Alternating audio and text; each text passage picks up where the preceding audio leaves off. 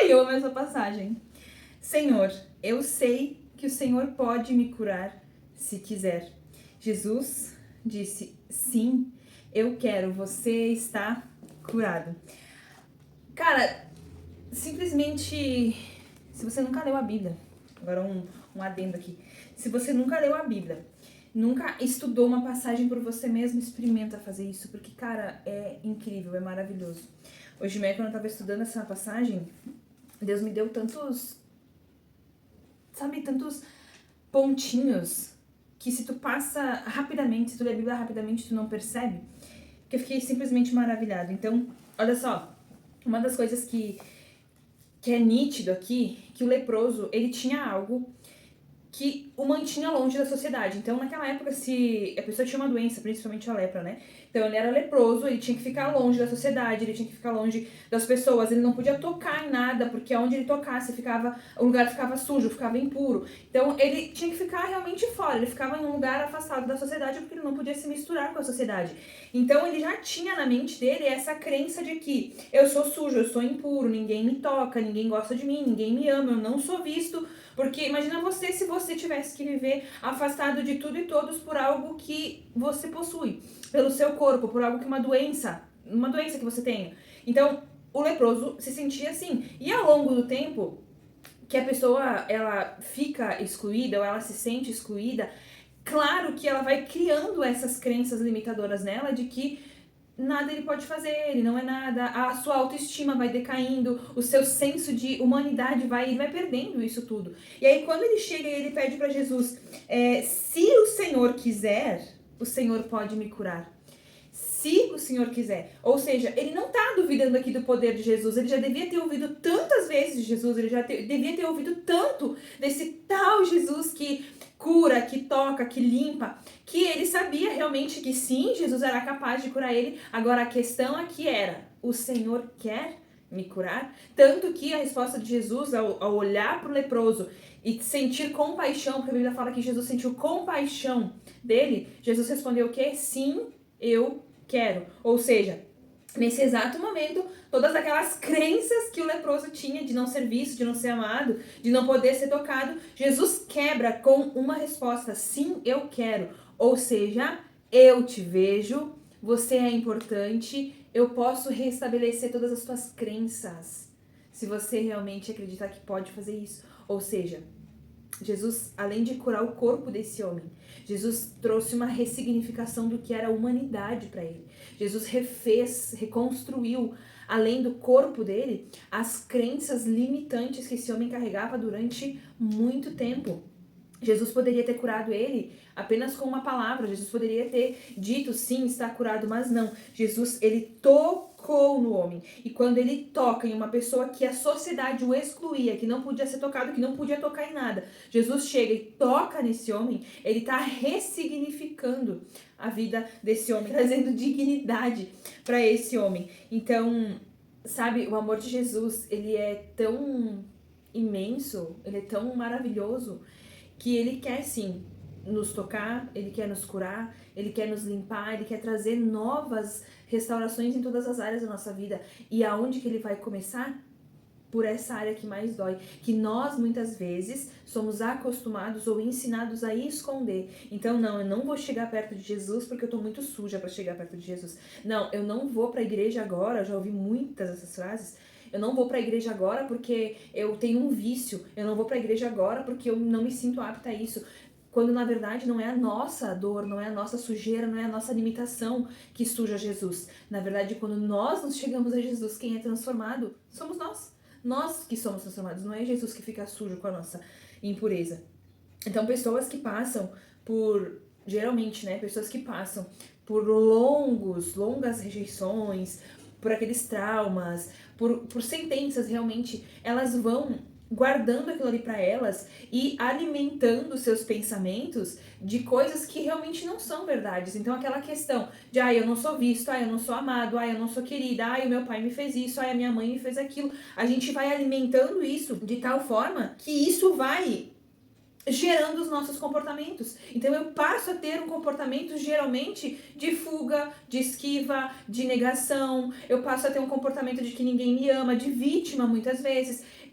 Sabe, ninguém me ama, ninguém me quer, eu não sou amadinho, eu não sou queridinho, ai, todo mundo. Então, esse tipo de pensamento gera as minhas emoções e essas minhas emoções geram os meus comportamentos. E em cima desse comportamento eu passo a agir com vergonha, eu passo a agir tentando me esconder, quando na verdade de Deus ninguém se esconde. Sabe uma coisa maravilhosa que esse leproso aqui fez? Ele ousou, ele fez algo totalmente diferente em uma sociedade onde ele não podia, mesmo sem... Cara, a fé desse homem era muito grande. Porque mesmo ele não podendo fazer nada disso, ele resolve lutar contra os seus pensamentos que diziam que ele era nada. Ele ousou ir até Jesus, se colocar diante de Jesus e pedir para ser curado. Olha a ousadia desse cara que teve a sua resposta, porque Jesus no mesmo momento viu a intenção. A gente sempre fala isso, né? Sobre a intenção do coração.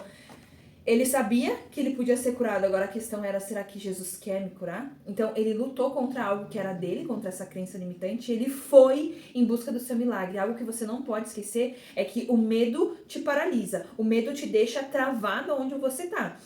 O medo não quer que você ande, que você faça nada.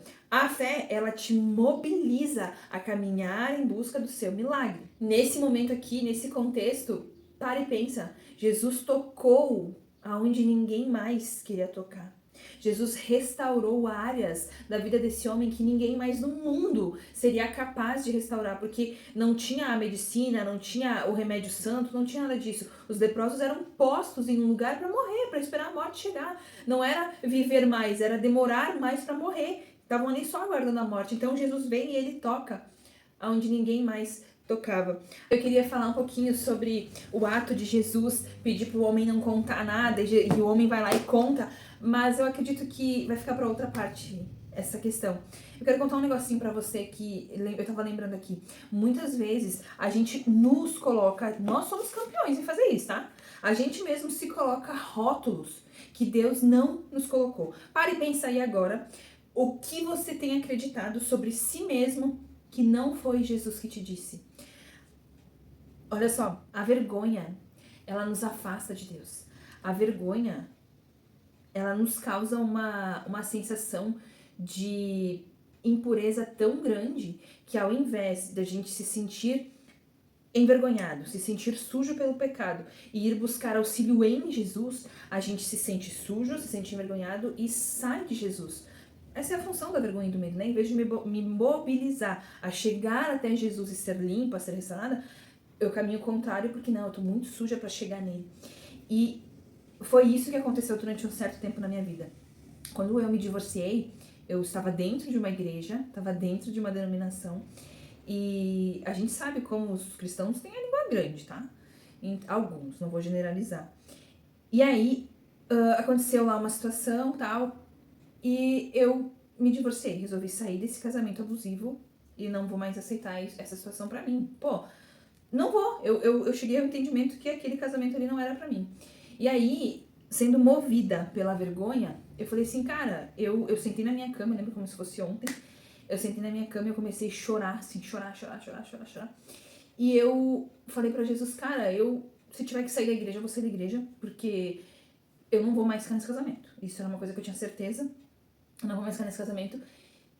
E se eu tiver que sair da igreja, eu vou sair da igreja, porque vou ser julgada, vou ser escorraçada, vou ser a prostituta de dentro da igreja, né? Que se divorciou e tal. E aí eu questionei Jesus e eu falei assim, por que tu me deixou ficar nesse casamento? Por que tu me fez ficar nesse casamento? E aí Jesus me respondeu assim, claramente, Jesus me respondeu assim, tu não me pediu pra casar com ele. Cara, eu fiquei tipo assim, meu Deus, acho que foi a primeira vez na vida, de uma vida religiosa, foi a primeira vez na vida que eu ouvi Jesus falando comigo, realmente dando a resposta daquele tapa na cara ali, né? Tu não me pediu pra casar com ele. Tu simplesmente foi lá e casou. Foi lá e ficou. Então, é muito fácil, né, a gente terceirizar a culpa. Só que aí, aconteceu tudo que tinha que acontecer, eu me separei e tal. Eu permaneci na igreja, porém, as acusações são muito grandes, tá? As pessoas te olham com a cara feia, porque ninguém sabe o que tu passa dentro de casa. O que é visto é só o que é ali dentro da igreja, né? Que muitas vezes é hipocrisia, é imagem, é só aparência.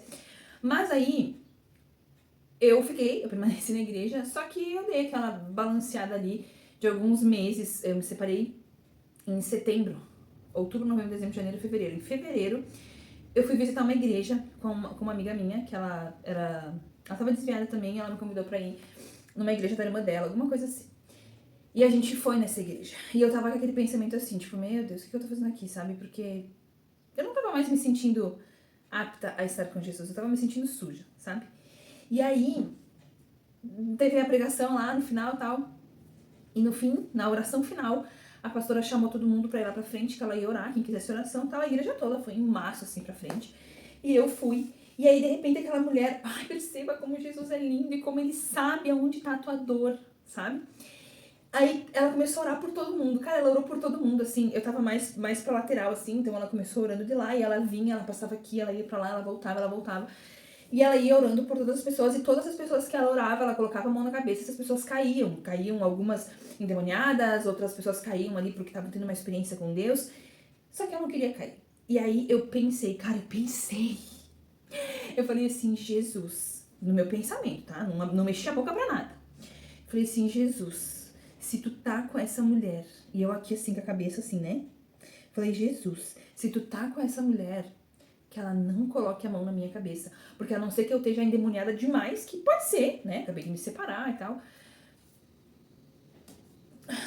A não ser que eu esteja endemoniada demais, eu não vou cair. Eu não vou me jogar no chão pra alimentar o ego dela, mas nem pensar. Essa foi minha única oração. O tempo todo que tava ali, a igreja orando e tal, eu tava magoada, eu tava ferida, né?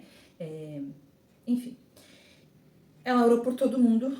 Ela orou por todo mundo que tava ali na frente, ela orou. E ela não orou.